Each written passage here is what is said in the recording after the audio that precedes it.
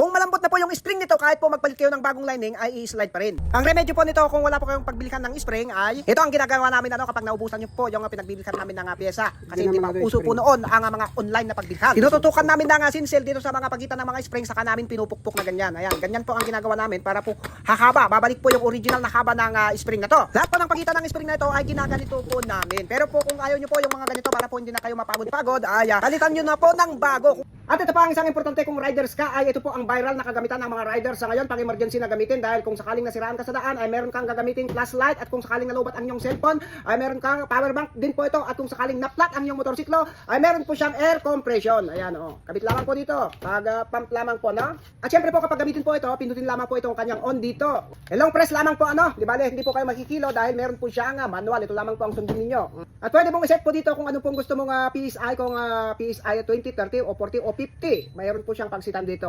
Kamo lang i-play na gano'n. Ayan, yan. Makakapit lang, ha? Ayan.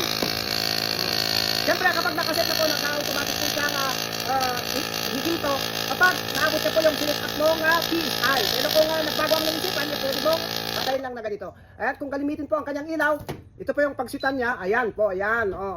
At siyempre, kapag gamitin, marami po siyang klaseng ilaw, yan. Ayan. At siyempre po, kapag gamitin nyo naman po itong kanyang power bank, kung sakaling nalubat ang iyong cellphone, saksak lang dito, meron na po siyang kasamang ganito, type C.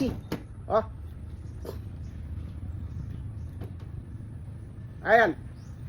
Okay.